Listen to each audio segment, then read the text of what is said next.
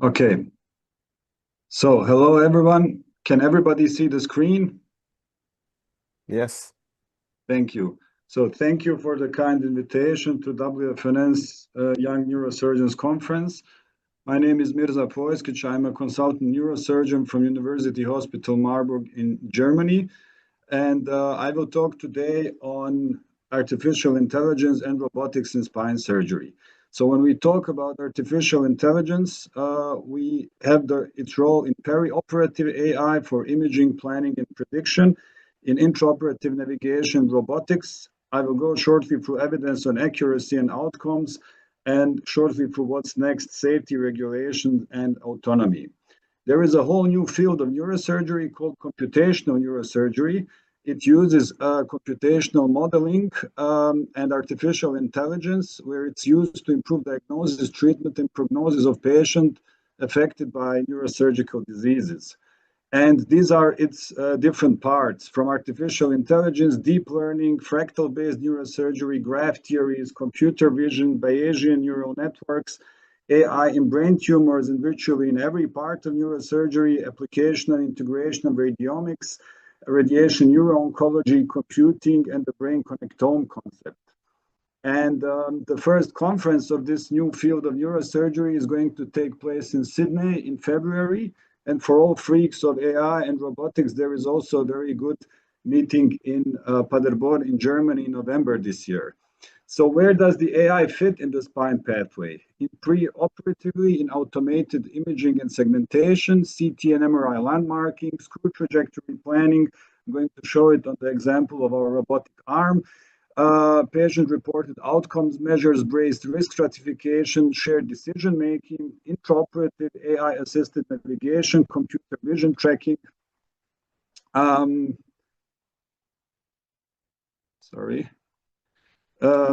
safety filters for robotic trajectories, and machine learning models to predict pain, disability, and discharge following the surgery. Now, prediction and planning in outcome predictions, there are large registry machine learning models, over 22,000 patients, which show good discrimination and calibration for 12-month pain and disability after surgery of the lumbar herniated disc. It can be used for individualized prognosis and counseling. There are deep learning tools which can auto-plan lumbosacral pedicle screws with very high qualitative grades, and that's something which I use in my daily practice. Deep models can recognize implants, pedicle screw brand on plain films to support revision planning. They are safe deep reinforcement learning, which adds distance-based safety filters for online screw trajectory planning in robotic workflows. And the reviews are showing the rapid maturation from decision support to closed loop assisted autonomy. All the reviews and all the literature which is published so far shows that there is a very high pedicle screw accuracy with robotic platforms and with superiority to conventional techniques. And that's actually the ratio to use it. And this would be intraoperative CT in our institution, which we combine with augmented reality and automatic registration. However, since today's talk is on robotics, I will just go shortly through the definition. It's any reprogrammable powered manipulator with artificial sensing that can assist in a variety of surgical tasks. And the first robot was Puma 200 from the 1980s. This is the photo of it. And the robots of today are actually working in a very similar way. You can classify them as passive, semi-active, and active devices. And you can further classify them into supervisory controlled robotic systems, which are very rare, robotic telesurgical systems. Neurosurgical example would be implantation of DBS electrodes in a teledistance mode, and shared control system, which are actually robotic arms which we use. Robot and surgeon remain jointly in control. The surgeon remains in control of the procedure while the robot provides steady hand manipulation of the instrument. And actually, we talk about cobot surgery. So robot assists with a distinct but critical and difficult task of the operation. It's either step of anatomical localization, stabilization of the surgeon's hand, or targeting of the pedicle screws. This is photo of me in my OR with the Circ robotic arm, which is generated through ChatGPT as a cartoon character. I always place this photo in order to show how artificial intelligence and its rapid development, which is going from day to day, is actually changing our daily practice, and that the robotic-guided spine surgery 2 years ago was less automated and less autonomous than it is today, only thanks to this development, and we can see practically the differences on a monthly basis. So AI-driven robotics in neurosurgery, it enhanced precision automation, AR-powered robotic system, integrate real-time data processing, and allow for more precise tumor resection, electrode placement. It can analyze past surgical data to optimize robotic trajectories, and AI models can process intraoperative imaging to adjust robotic instruments dynamically, improving safety, delicate brain and spine regions. And the key synergy is that AI processes electrophysiological data, imaging, and robotic feedback to refine augmented reality overlays as well as robotic movements. And the most notable breakthrough is since the generative AI has such a big development in the last 2 years.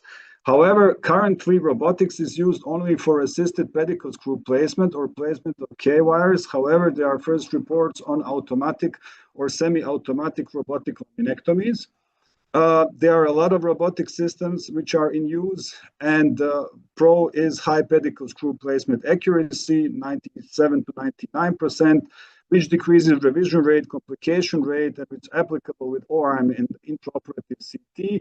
Of course, the big problem is the cost and the longer operating time, as well as technical issues. And there is a growing body of literature which shows the superiority of robotic-guided pedicle screw placement in comparison to other techniques.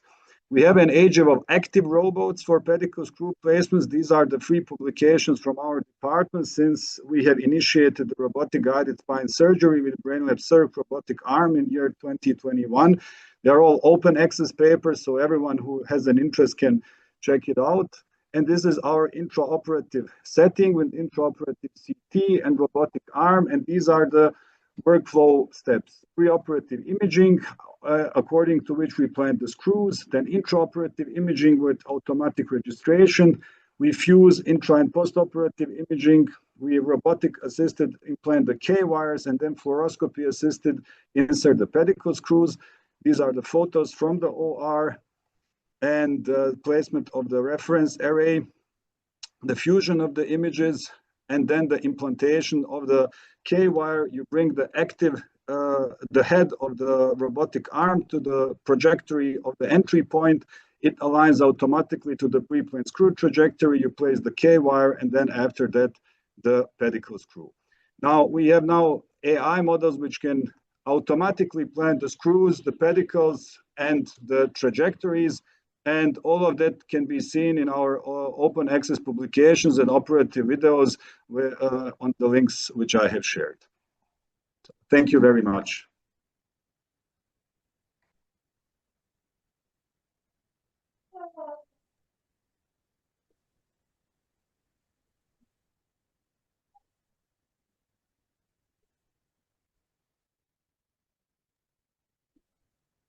We have 1 minute for the question. Any question from the floor? Maybe one question from me, Professor. May I know that if you use robotic, what are the most important precautions since you are not alone? Thank you. The most important precaution is to keep anatomy in mind and not to rely on anatomy, and not to rely on technology, because if the robot, there are many technical registration and installation issues which you need to be careful about, especially the unintentional movement of the reference array and registration inaccuracies. And the surgeon should always keep in mind the classical anatomical and surgical knowledge, and keep in mind that the robotic surgery is just an addition and just a help, but not something which will do the thinking for you.